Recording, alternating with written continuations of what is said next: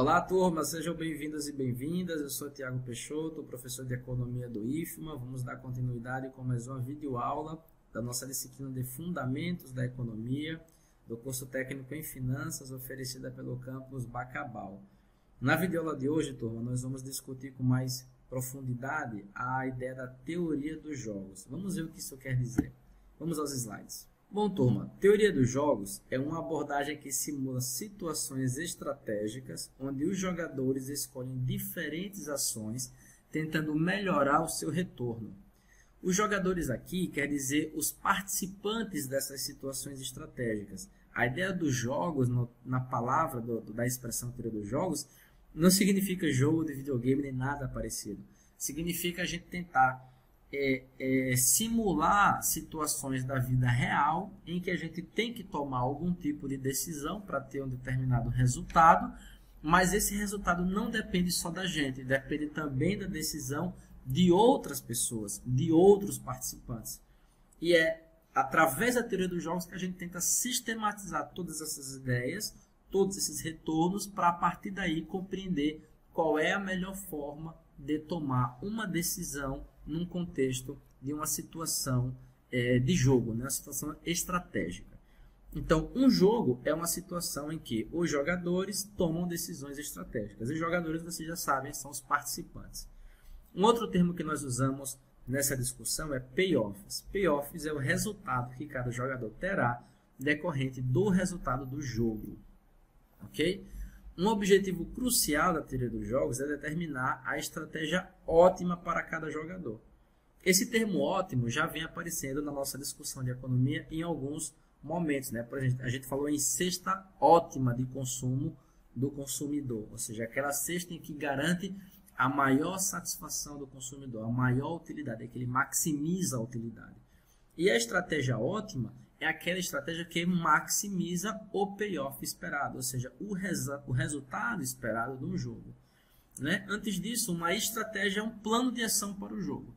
Tá certo? Então, você tem vários planos de ações e uma delas é a estratégia ótima. É a estratégia que coloca aquele jogador na melhor situação possível. Então, dentre todas as estratégias, o nosso objetivo é identificar a estratégia ótima. E é essa que deverá ser adotada. É importante a gente diferenciar também, turma, jogos não cooperativos de jogos cooperativos. Esses dois tipos de jogos podem ser observados na nossa vida, na vida real, né? Na economia real. Os jogos econômicos praticados pelas empresas podem ser cooperativos ou não cooperativos. O jogo cooperativo ocorre quando seus participantes podem negociar contratos vinculativos entre si. Ou seja, é quando vocês conseguem fazer um acordo e tomar uma decisão que garante aí um bem-estar, um nível de satisfação e retorno para todos os participantes desse jogo. Portanto, é um jogo vinculativo, né? É um jogo cooperativo. O jogo não cooperativo ocorre quando não é possível a negociação de tais contratos entre os participantes. E é por isso que a gente tem que tentar identificar qual que vai ser a ação tomada, a estratégia tomada pelos outros participantes ou outro participante desse jogo, para a partir daí compreender melhor qual é a melhor forma da gente se comportar nesse jogo estratégico, nessa situação.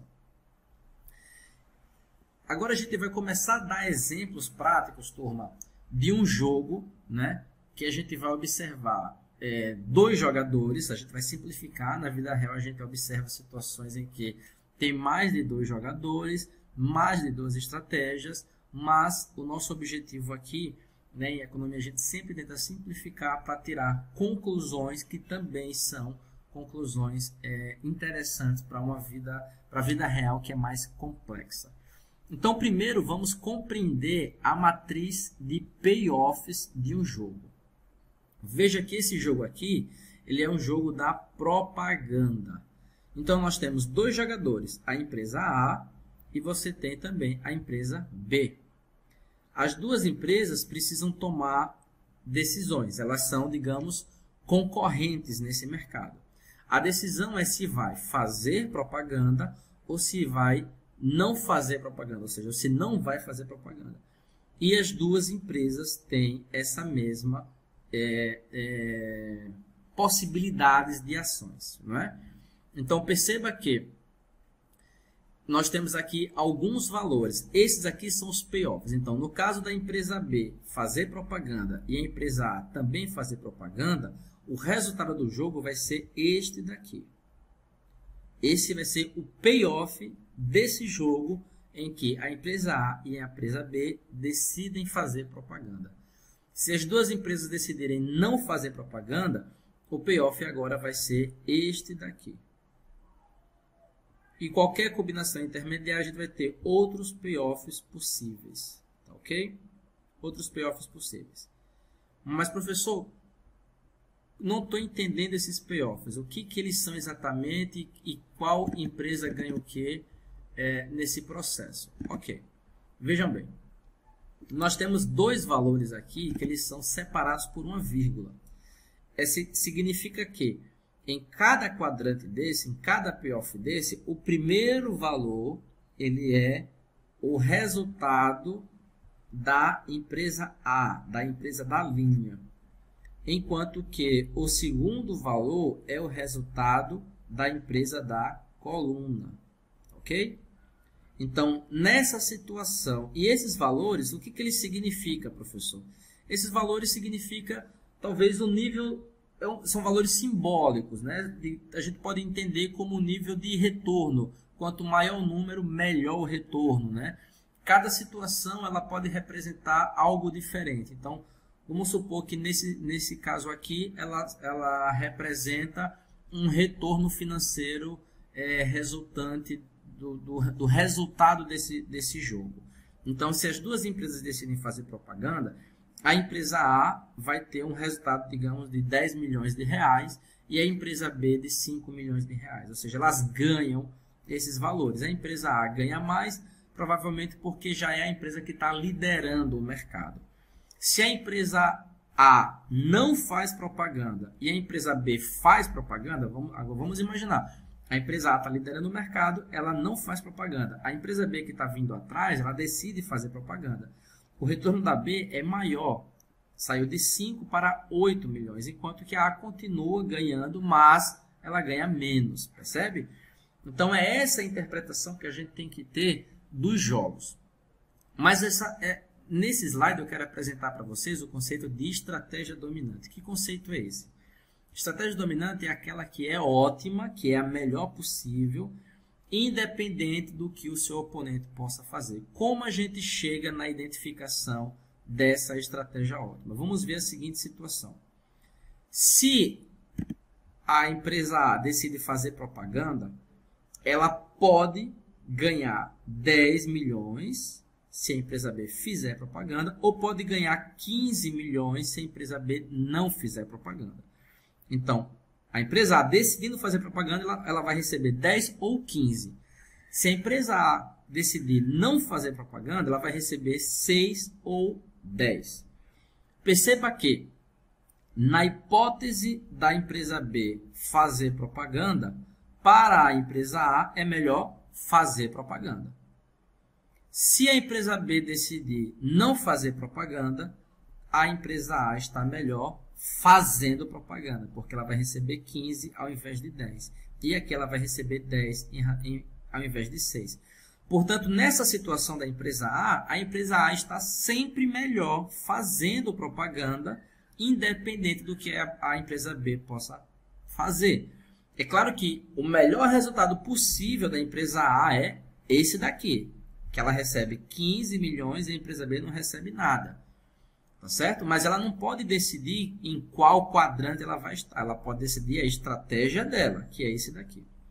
Então, a empresa A está sempre melhor fazendo propaganda. Então, essa é a estratégia dominante dela. A empresa B está sempre melhor. Vamos ver. Se ela faz propaganda, ela recebe 5 ou recebe 8. Se ela não faz, ela recebe 0 ou recebe 2. Então, ela também está sempre melhor fazendo propaganda. Nesse caso aqui, as duas empresas têm estratégias dominantes, que é fazer propaganda. O resultado do jogo, portanto, vai ser que as empresas fazem propaganda. Vai ser esse quadrante aqui. Esse é o chamado equilíbrio de estratégia dominante, que ocorre quando os dois jogadores têm uma estratégia dominante. O que é o equilíbrio de Nash?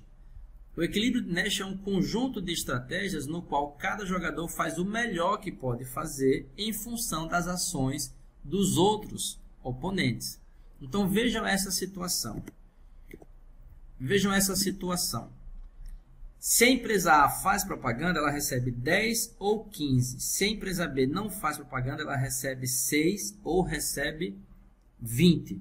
Veja que esse jogo muda em relação ao anterior nesse resultado aqui. Era 10 e agora é 20. Por que ele fez essa mudança simples? Para mostrar que agora a empresa A não tem estratégia dominante. Se a empresa B não fizer propaganda, a empresa A está melhor fazendo propaganda. Não fazendo propaganda. Se a empresa B faz propaganda, a empresa A está melhor fazendo propaganda. Então, o resultado da empresa A depende da ação da empresa B. Ou melhor, a melhor estratégia da empresa A depende da empresa B. Vamos olhar a empresa B. A empresa B faz propaganda, ela recebe 5 ou 8. Se ela não fizer, ela recebe 0 ou 2. Os resultados da empresa B continuam iguais. Então, a situação dela é melhor fazendo propaganda, porque essa é a estratégia dominante dela. Sabendo que a empresa B tem uma estratégia dominante, a empresa A vai decidir fazer propaganda, porque é nesse resultado aqui que a empresa A está melhor, tá ok? Incorporando o comportamento e a ação da empresa B, porque sem incorporar a empresa B, a empresa A não tem uma decisão dominante, portanto, ela não teria ainda a conclusão de qual estratégia adotar. Então, nós temos um equilíbrio de estratégias dominantes, que foi o primeiro caso, e um equilíbrio de Nash, que é o mesmo que eu estou fazendo o melhor que eu posso em função daquilo que você está fazendo. Ou você está fazendo o melhor que pode em função daquilo que eu estou fazendo. É essa reflexão por trás do equilíbrio de Nash. Nós temos aqui outras estratégias, que é a Maximin, é aquela em que o jogador maximiza o ganho mínimo que pode ser obtido. Nesse caso aqui, é que a empresa 1 ela teria um equilíbrio um equilíbrio de Nash nesse quadrante aqui, só que ela não tem certeza se a empresa 2 vai tomar a decisão de investir. O que ela faz? Ela fica com medo de repente, tomar a decisão de investir e daqui a pouco a empresa B escolher não investir, de modo que a empresa A vai ficar prejudicada com um resultado de menos 100. O que ela faz? Ela decide, então, não investir, porque aqui ela vai ter um resultado negativo mínimo de menos 10, que é menor do que menos 100. É uma outra decisão estratégica. Embora o resultado do jogo seja, o equilíbrio de Nash do jogo seja 20 e 10, mas nada garante que a empresa 2 vai tomar sua atitude também de forma racional. Tá certo? Aqui eu gostaria de falar rapidamente do Dilema dos Prisioneiros, que é um outro jogo em que, se você for observar, o equilíbrio de Nash é o equilíbrio em que os prisioneiros acabam confessando e recebem cada um uma pena de 5 anos de cadeia. Só que o que acontece? O melhor resultado possível é o resultado de apenas 2 anos de cadeia para cada um. Tá certo? O que eu quero chamar a atenção com isso? De que o equilíbrio de Nash, o equilíbrio do jogo, não necessariamente dá o melhor resultado para ambos os jogadores. Dá o resultado que é melhor para os dois em conjunto. Ou melhor, dá o resultado melhor para os dois, dadas as circunstâncias que estão se desenrolando, e não exatamente o que é melhor possível. Então, o desenvolvimento da teoria dos jogos foi muito importante no processo de tomada de decisão na administração pública e principalmente na administração empresarial. As empresas e os seus negócios são considerados jogos competitivos, na qual a empresa são jogadores que buscam colocar em prática estratégias que sejam mais benéficas possíveis. Ok, turma? Então, essa é a chamada teoria dos jogos. Ela é muito interessante para ambientes competitivos, para incorporar as possibilidades de ações de outros jogadores e assim a gente conseguir tomar as nossas decisões com mais propriedade e chegar aos melhores resultados possíveis. Estudem os fascículos, obrigado pela atenção e bons estudos.